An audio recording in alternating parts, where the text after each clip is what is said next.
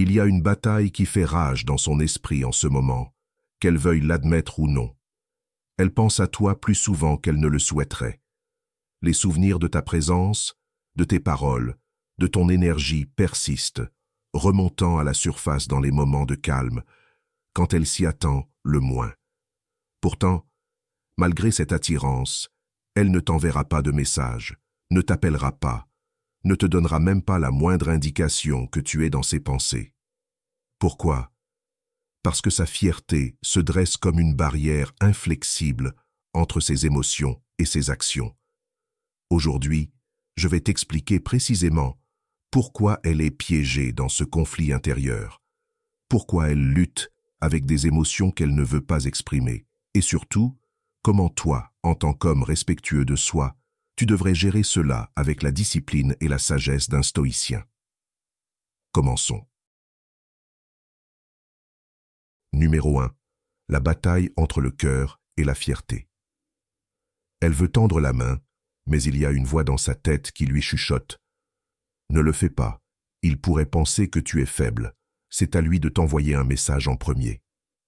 Ce n'est pas que tu ne lui manques pas, mais sa fierté ne lui permet pas de l'admettre. Elle rejoue des conversations anciennes, se demande si tu penses à elle, tape peut-être même un message qu'elle supprime avant de l'envoyer. C'est la bataille entre le cœur et l'ego, les émotions et l'autoprotection. Elle veut se sentir proche de toi à nouveau, mais elle craint aussi de donner l'impression d'avoir fait une erreur. Et si tu étais passé à autre chose? Et si tu ne t'en souciais plus? La peur du rejet, de paraître vulnérable, la retient. Alors elle attend, espérant que ce sera toi qui briseras le silence en premier. Mais c'est ici qu'il faut adopter un état d'esprit stoïcien.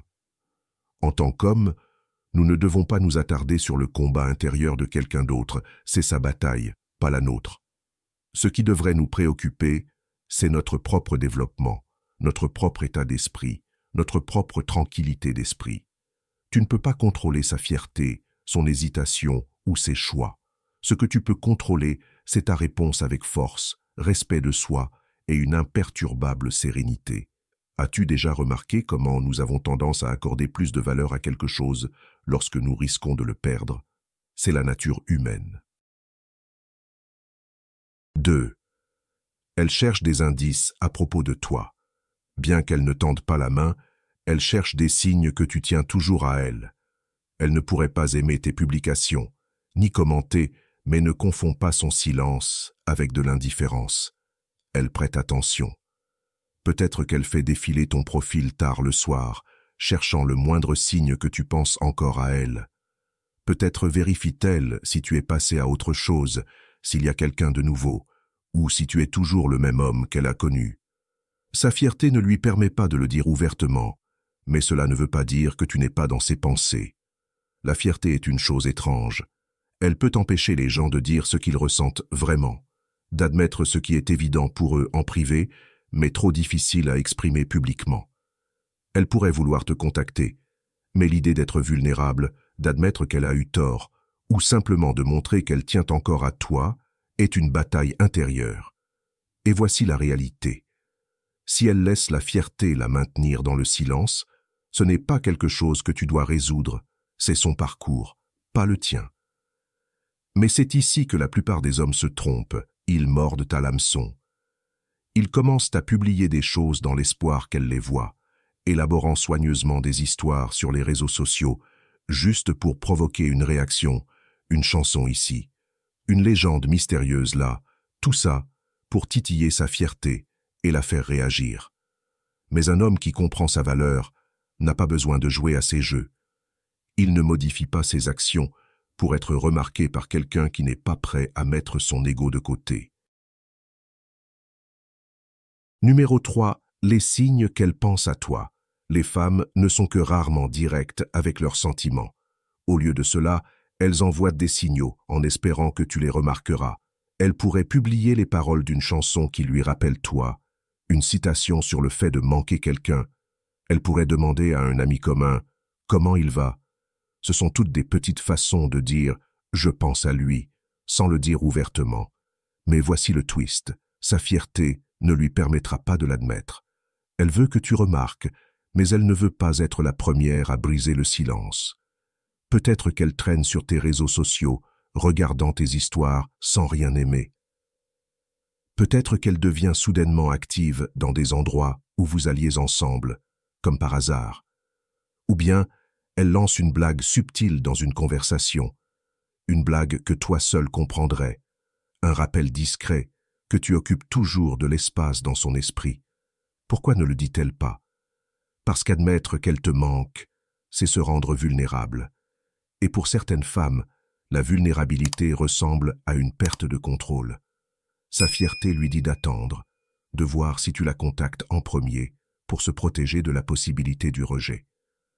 Elle lutte entre ses émotions et son ego, et souvent, son ego gagne. Un homme qui connaît sa valeur ne court pas après la validation et ne se perd pas à déchiffrer chaque petit signe. Le fait qu'elle pense à toi ne signifie pas que tu dois abandonner ton chemin pour la chercher. Le vrai test de la force n'est pas de réagir à chaque émotion ou signal qui se présente. Comme le disait Sénèque, celui qui est partout est nulle part. Si tu continues à courir après chaque moment d'attention ou chaque sentiment non exprimé, tu te perds dans le processus. Ses signaux, son silence, sa fierté, aucun de ces éléments ne devrait dicter ton prochain mouvement. Numéro 4. Le va-et-vient des émotions. Un instant, elle s'engage de petites façons. Liker une vieille photo, envoyer un message vague ou regarder tes histoires. L'instant d'après, elle agit distant, ignorant tes messages ou faisant semblant de ne pas se soucier. C'est le va-et-vient émotionnel qui se produit lorsque la fierté et le désir se heurtent. Elle ressent l'envie de tendre la main, mais quelque chose la retient. Son ego, sa peur de paraître faible, ou même la pensée persistante que ce devrait être toi qui la poursuive. Les femmes ne traitent pas toujours leurs émotions de manière logique. Elles y réagissent de façon impulsive, souvent de manière contradictoire par rapport à ce qu'elles ressentent réellement.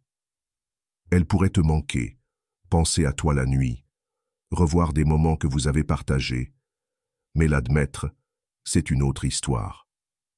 Sa fierté ne la laissera pas faire, car pour elle, reconnaître ses émotions, c'est se rendre, et elle ne veut pas te donner ce pouvoir. Mais toi, en tant que stoïcien, tu ne suis pas ces vagues émotionnelles avec elle. Tu ne t'enthousiasmes pas quand elle montre de l'intérêt, ni ne te frustrer lorsqu'elle se retire. Tu ne laisses pas son inconsistance dicter ton état d'esprit. Tu restes stable, car tes émotions sont ta responsabilité, pas les siennes. Elle peut jouer à chaud et froid, mais tu ne réagis pas, tu ne poursuis pas, tu ne supplies pas, tu ne te perds pas à essayer de déchiffrer ses signaux. Ne laisse pas les actions des autres ébranler ta fondation intérieure. C'est l'essence du stoïcisme. Tu reconnais que sa fierté, son hésitation, son silence ne sont pas réellement à propos de toi. C'est son combat intérieur. Et au final, les gens pensent toujours à ce qu'ils n'ont pas. J'espère que ce message t'a été utile. Si tu as aimé la vidéo, je te serai reconnaissant de laisser un j'aime et de t'abonner. Si tu te retrouves sans mots, écris simplement « Je valide » pour montrer que tu fais partie de la minorité qui a suivi la vidéo jusqu'à la fin. Merci beaucoup pour ton attention et à la prochaine.